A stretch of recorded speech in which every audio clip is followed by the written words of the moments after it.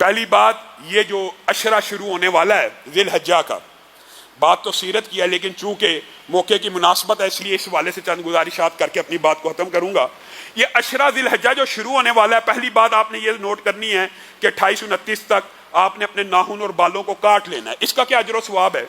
نبی کریم صلی اللہ علیہ وسلم نے ارشاد فرمایا جو بندہ قربانی کرنا چاہتا ہے اگر وہ اپنے بالوں کو اور ناخن کو نہیں کاٹے گا، کب؟ چاند نکلنے کے بعد، تو اس کو اللہ رب العزت انشاءاللہ دوہرا اجر دیں گے، پہلی بات۔ اور جو قربانی نہیں کرنا چاہتا، جو قربانی جس کے پاس نہیں ہے، سخت نہیں ہے، طاقت نہیں ہے، وہ بھی اگر چاند نکلنے سے پہلے پہلے بال اور ناخن تراش لے تو قربانی کے دن جا کے کاٹے گا تو انشاءاللہ وہ بھی اجر و ثواب میں شریک ہو جائے گا۔ پہلی بات یہ سمجھ۔ دوسری بات جو بہت اہم ہے جس سے ہم غافل ہیں، اور میں حیران ہوتا ہوں یہ اسلامی معاشرہ ہے کہ ہمیں پتہ ہی نہیں کون سے ایام آ رہے ہیں۔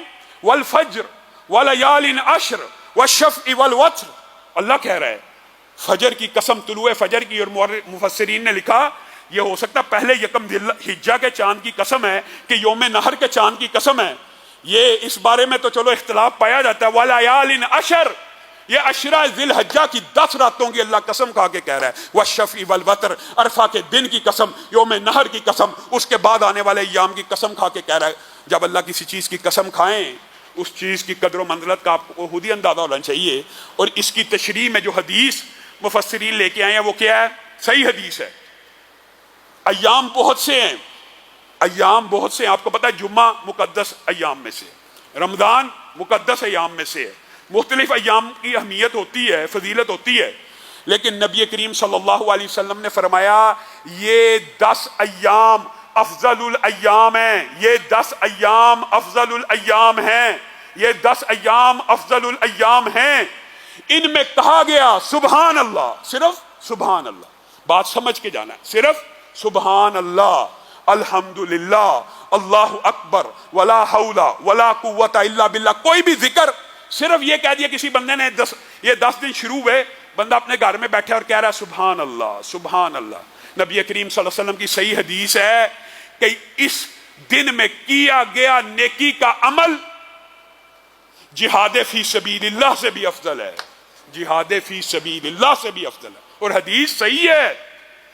میں اور آپ رمضان کی راتوں کی عظمت کو تو جانتے ہیں، رمضان کے روزوں کی عظمت کو تو جانتے ہیں، لیکن ان 10 ایام سے غافل ہیں۔ اور میرے بھائیوں، ایام کے اندر یہ بات لوگوں کے ذہن میں سوال آ سکتا ہے کہ ہم نے تو رمضان کا سنا ہے، آپ آج عشرہ ذی الحجہ کو کہہ رہے ہیں، تو یہ بات میں بھی تطبیق محدثین کر گئے ہیں۔ دنوں میں سے سب سے افضل دن یہی عشرہ ذی الحجہ کے ہیں، اور راتوں میں سے سب سے افضل راتیں رمضان کی ہیں، کیونکہ ان میں سے تو ایک رات ایسی ہے جو 1000 مہینے سے بہتر ہے۔ گویا رمضان کے دنوں سے بھی افضل اگر کوئی ایام ہے تو یہ 10 ایام ہیں۔ ان میں کہا گیا صرف سبحان اللہ، اللہ اکبر، جہاد فی سبیل اللہ سے بہتر ہے۔ تو صحابہ حیران ہو گئے اور آ کے پوچھنے لگے اے اللہ کے رسول، جہاد فی سبیل اللہ سے بھی بہتر؟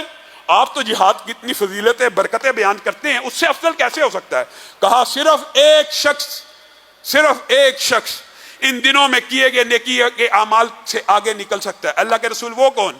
جو اپنا مال، اپنی جان لے کے جہاد فی سبیل اللہ پہ جائے، جب واپس لوٹے تو جان بھی لٹا چکا ہو، واپس آئے تو مال بھی لٹا چکا ہو۔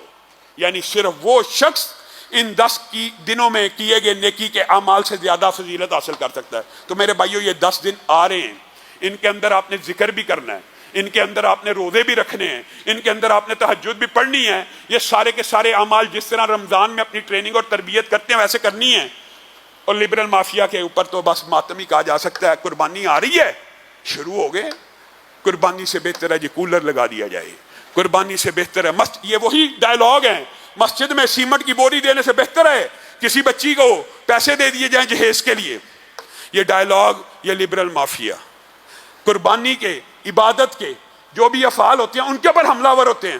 حج کی بجائے بچی بھی آ دی جائے، بچی بھی آنی چاہیے، بچی کا جہیز بھی بنانا چاہیے، پانی کا کولر بھی لگانا چاہیے، لیکن نیکیوں میں تقابل نہیں کرنا چاہیے۔ اس نیکی کے بدلے یہ نیکی کی جائے، بھائی دونوں کر لے۔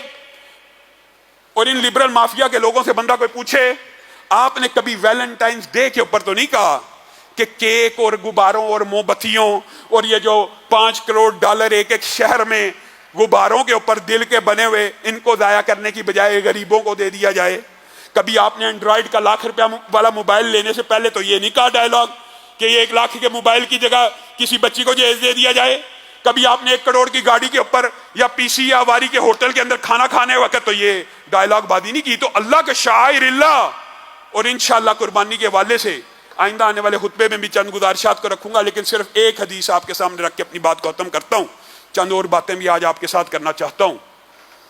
وہ یہ ہے نبی کریم صلی اللہ علیہ وسلم نے فرمایا جو شخص قربانی کی سخت رکھتا ہو، اور یہ بھی بات سمجھ لیجئے قربانی کے لیے صاحب نصاب ہونا ضروری نہیں زکوٰۃ والا، جو بندہ قربانی کی سخت رکھتا ہو، کیا مطلب عشرہ ذی الحجہ قریب ہے، جیب میں $20,000 موجود ہے، بس یہ سخت رکھتا ہو اور وہ قربانی نہ خریدے اور اللہ کی بارگاہ میں قربانی نہ کرے، پھر اس کو کوئی حق نہیں وہ مسلمانوں کی عیدگاہ کے بھی قریب آئے.